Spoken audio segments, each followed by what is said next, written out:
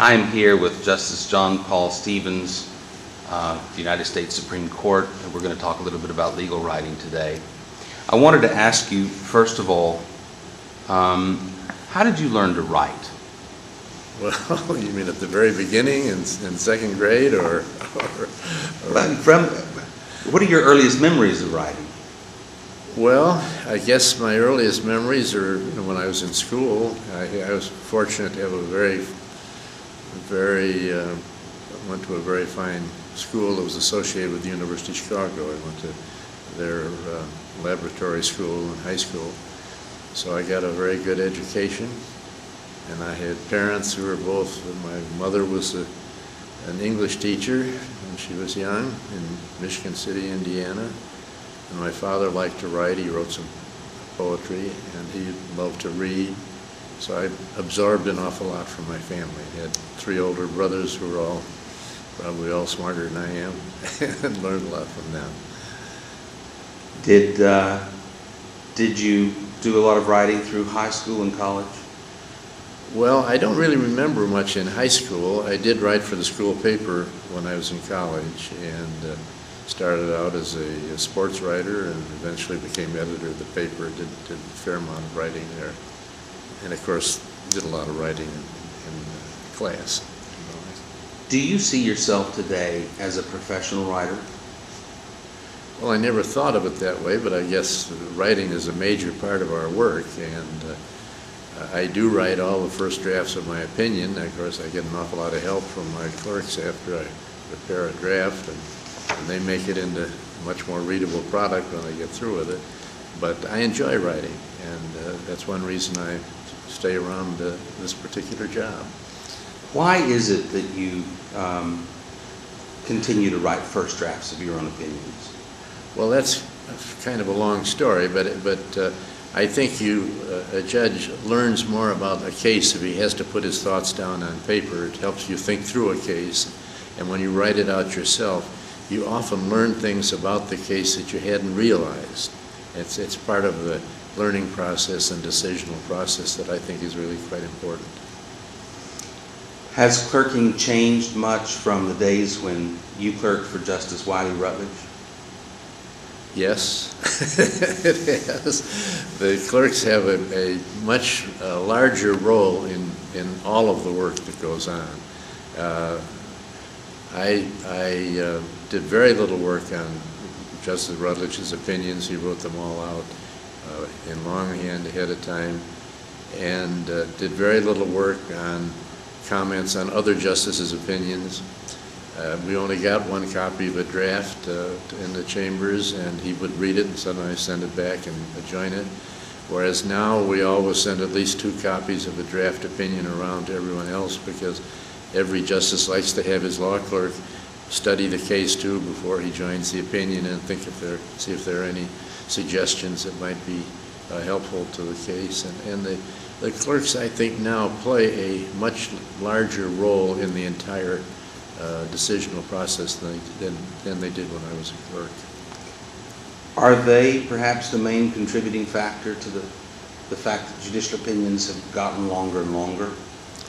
I think so. I think they really are. I think when a judge writes out an opinion, he can explain what his thinking is and do it in so many words, and that's the end of it.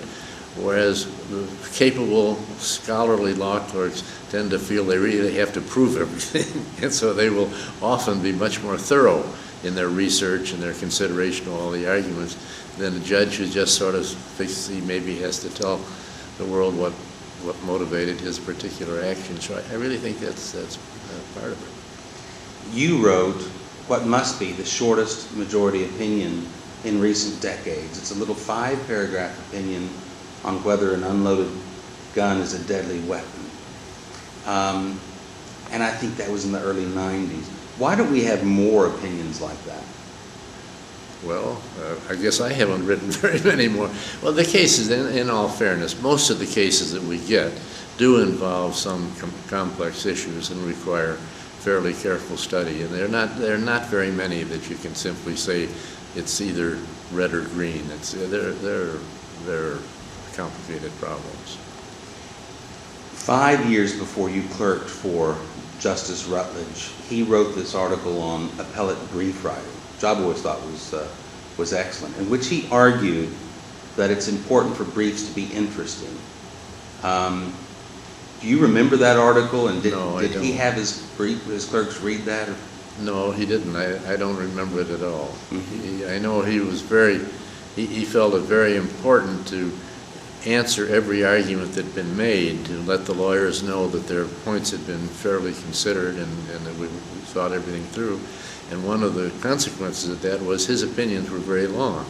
He wrote opinions which many people thought were longer than necessary, but it was part of his feeling about the job that you had to be fair to the lawyers and explain everything, and he was a very, very thorough workman. Why isn't Justice Rutledge remembered any better than he is? Because if you talk to modern lawyers, he seems to be sort of an obscure figure. No, that's true, and of course there's a very interesting biography of Justice Rutledge that came out within the last 2 or 3 years by Judge Farron of the D.C. District of Columbia Court of Appeals, which is an excellent, fascinating book. I would commend it to anybody interested in the law.